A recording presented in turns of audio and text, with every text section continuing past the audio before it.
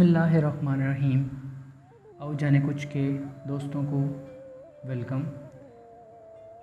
دوستو، عرب دو مسلم عثمانی سلاطین سے بے حد محبت کرتے ہیں، اور ایک وہ وقت تھا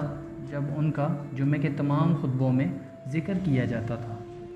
ان میں سب سے پہلے نمبر پر سلطان محمد فاتح ہیں، جنہوں نے نبی کریم حضرت محمد مصطفیٰ صلی اللہ علیہ وسلم کی پیشگوئی کے مطابق قسطنطنیہ فتح کیا اور صدیوں پہلے اس کارنامے سے اپنے نبی کی پیشگی کی تعریف وصول کر چکے ہیں۔ اور دوسرے نمبر پہ سلطان عبدالحمید دوم ہیں، جنہوں نے فلسطین کی مقدس سرزمین صہیونیوں کے حوالے کرنے سے انکار کر دیا۔ آج کی ویڈیو انہی سلطان عبدالحمید کے متعلق ہے اور ان کے دور میں سلطنت عثمانیہ میں ہونے والے اقدام کے بارے میں ہم جانیں گے۔ سلطان عبدالحمید سلطنت عثمانیہ کے 34ویں سلطان تھے، اور جب وہ تخت پر بیٹھے تو سلطنت عثمانیہ البانیہ، کوسوو، مقدونیہ، بلغاریہ، بلقان، بحیرہ اسرین سمیت شمالی یونان، تمام عرب خطہ، مصر اور موجودہ لیبیا پر مشتمل تھا،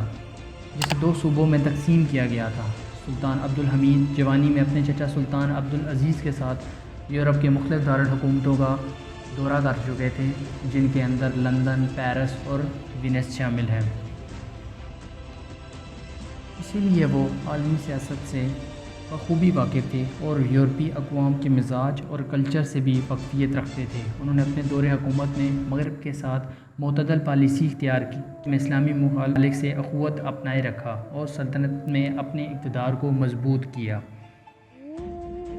دسمبر 23، 1876 کو سلطنت عثمانیہ کا پہلا آئین جاری کیا گیا۔ بنیادی طور پہ ہر کسی غیر ملکی مداخلت کو روکنے کے لیے وہ وقت جب بلغاریہ کی بغاوت اور ترکمنستان کی سربیا اور کوسوو میں عثمانی کامیابیوں پر ترکوں کی وحشی دباؤ سے مغربی طاقتوں اور روس کی ناراضگی کو جنم دیا تھا۔ روس کے ساتھ ایک تباہ کن جنگ کے بعد عبدالحمید ثانی کو یقین ہو گیا تھا کہ عثمانی امور میں دخل اندازی کیے بغیر مغربی طاقتوں سے بہت کم مدد کی توقع کی جا سکتی ہے۔ انہوں نے مارچ 1877 میں پارلیمنٹ کو برخاست کر دیا اور فروری 1878 میں اسے آئین کو بھی معطل کر دیا گیا۔ اس کے بعد انہوں نے 30 سال تک یلدیز محل کی خلوت سے حکومت کی اور خفیہ پولیس کے نظام کی مدد سے ایک توسیع شدہ ٹیلی گراف نیٹ ورک اور شدید سینسرشپ یونس پر فرانسیسی قبضے اور مصر میں انگریزوں کے اقتدار سنبھالنے کے بعد عبدالحمید نے جرمنوں کی حمایت کا مطالبہ کیا۔ اس کے بدلے میں جرمنی کو برات دی گئی اور اس کے نتیجے میں بغداد ریلوے بنانے کی اجازت مل گئی۔ بالآخر ارمینیائی بغاوت اور دباؤ کے بعد گریگو ترک جنگ کا آغاز کیا گیا، جس کے نتیجے میں ایک بار پھر یورپی مداخلت کا نتیجہ نکلا۔ عبدالحمید نے اپنی داخلی حکمرانی کو مستحکم کرنے اور سلطنت سے باہر مسلم رائے عام کرنے کے لیے پان اسلامیت کا استعمال کیا۔ اس طرح ان کی مسلمان نو آبادیات میں یورپی سامراجی طاقتوں کی مشکلات پیدا ہو گئیں، اور حجاز ریلوے، جس کی مالی مدد دنیا بھر سے دی گئی تھی، وہ ان کی پالیسی کا ٹھوس اظہار تھا۔ دارالفنون، جسے بعد میں استنبول یونیورسٹی کے نام سے جانا جاتا تھا، اس میں 1900 میں اس کی بنیاد رکھی گئی اور پوری سلطنت میں ثانوی، پرائمری اور فوجی اسکولوں کا جال بچھایا گیا۔ اس کے علاوہ وزارت انصاف کی تعلیم میں نو کی گئی اور ریلوے اور ٹیلی گراف کے نظام تیار کیے گئے، اور بلقان میں یورپی مداخلت کے خلاف عبدالحمید کے آمرانہ حکمرانی ناراضگی کے ساتھ ساتھ اتفاق تاہم 1908 میں ینگ ترکوں کی فوجی انقلاب کا باعث بنے، اور 1909 میں عبدالحمید ثانی کو معزول کر دیا گیا اور ان کے بھائی سلطان مراد پنجم کو سلطان بنا دیا گیا۔ 1909 میں سلطان عبدالحمید ثانی کو جب تخت سے معزول کیا گیا تو ان کے بھائی محمد پنجم کو سلطان بنا دیا گیا، جو کہ ایک ینگ ترک انقلاب کا نتیجہ تھا۔ اور دوستوں کہتے ہیں کہ سلطنت عثمانیہ میں سلطان عبدالحمید ثانی وہ آخری سلطان تھے جن کا پورا ہول تھا۔ انہوں نے پوری سلطنت کو ایک جگہ پہ یکجا کر کے رکھا تھا، جن کی پوری سلطنت سے مضبوط گرفت تھی، اور جو کہ یورپی طاقتوں کے لیے بہت ہی زیادہ مشکلات کا باعث بنے رہے۔ انہوں نے 33 سال سلطنت عثمانیہ پہ حکومت کی اور انہوں نے اتنی زیادہ عقلمند، دانا اور دلیری سے سلطنت عثمانیہ پہ حکومت کی کہ یورپ میں اس کی مثال دی جاتی ہے۔ کہا جاتا ہے کہ یورپ کی 90% عقل سلطان عبدالحمید ثانی کے پاس تھی، جبکہ باقی 10% عقل باقی لوگوں میں پائی جاتی تھی۔ سلطان عبدالحمید ثانی اس قدر جاسوسی کے نظام میں ماہر تھے کہ انہوں نے خفیہ پولیس بنا رکھی تھی، جس کی وجہ سے وہ اپنے محل میں رہ کر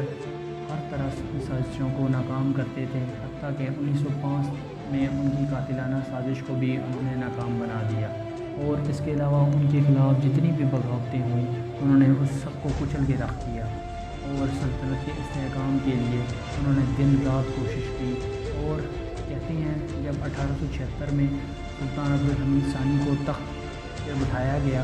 تب سلطنت عثمانیہ بہت ہی زیادہ زوال کا شکار تھی۔ سلطنت کے اوپر بیرونی قرضے بہت زیادہ چڑھ چکے تھے اور سلطنت دن بدن زوال کا شکار ہوتی جا رہی تھی۔ دوستوں، کیا آپ یہ بات جانتی ہیں کہ 1909 میں جب سلطنت عثمانیہ کے سلطان عبدالحمید ثانی کو معزول کیا گیا، تب انہوں نے 90% اپنی سلطنت کا قرضہ ادا کر دیا تھا، اور 1900 میں جب صہیونی تنظیم کے بانی ہرزل نے سلطان عبدالحمید ثانی کو یہ پیشکش کی تھی کہ ہم آپ کی سلطنت کے تمام قرضوں کو تمام یہودی اور صہیونی مل کر ادا کر دیں گے، آپ صرف اور صرف اس کے ہمیں بدلے فلسطین میں ہمیں زمین دے دیں، تمام یہودیوں کو ہمیں زمین بیچ دیں۔ تو سلطان عبدالحمید ثانی کا وہ تاریخی جملہ آج بھی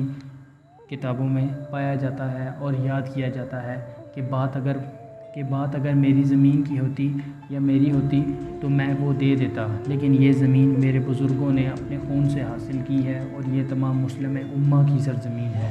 جب تک میں زندہ ہوں تب تک اس زمین پر آنچ نہیں آنے دوں گا۔ اور کہتے ہیں کہ سلطان عبدالحمید ثانی کو ہٹانے کے لیے ایک وجہ یہ بھی تھی کہ انہوں نے صہیونیوں کی اس بات کو ٹھکرایا تھا، جس کی وجہ سے ان کو معزول کر دیا گیا تھا۔ دوستو، سلطان عبدالحمید ثانی 1909 کے بعد استنبول ترکی میں ہی رہائش پذیر رہے، اور وہ ایک محل میں ہی رہے، اور انہوں نے 1918 تک اسی محل میں اپنی زندگی کے آخری ایام بسر کیے۔ سلطان عبدالحمید ثانی کو کارپینٹری کا بہت شوق تھا، اور جب وہ شہزادے تھے تب بھی انہوں نے اپنے والد عبدالمجید کو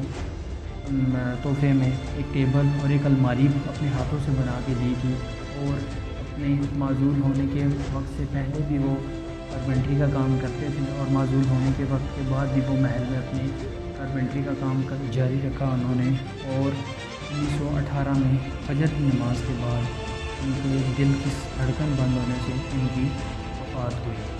سلطان عبدالحمید ثانی کی وفات کے بعد سلطنت عثمانیہ زیادہ سے تک ٹک نہ سکی، اور 1926 میں سلطنت عثمانیہ اور خلافت عثمانیہ کا خاتمہ کر دیا گیا۔ سلطان عبدالحمید ثانی کی آل اولاد تمام کو ترکی سے اور برطرف کر دیا گیا، ان کو جلا وطن کر دیا گیا، اور وہ در بدر کی ٹھوکریں کھاتے رہے۔ سلطان عبدالحمید ثانی کے پڑپوتے آج کل جن کا نام عبدالحمید کئی خان عثمان مغولو ہے، وہ ترکی میں رہائش پذیر ہیں، اور وہ دین اسلام سے بہت زیادہ محبت رکھنے والے شخص ہیں، اور ان کی عمر 33 برس ہے، اور آج کل وہی جتنے بھی مسلمان عثمانی ترک ہیں ترکی کے اندر موجود، ان کی نمائندگی کر رہے ہیں۔ آپ سلطان عبدالحمید ثانی کے پڑپوتے ہیں، اور آپ کی شکل سلطان عبدالمجید سے بھی بہت زیادہ ملتی ہے۔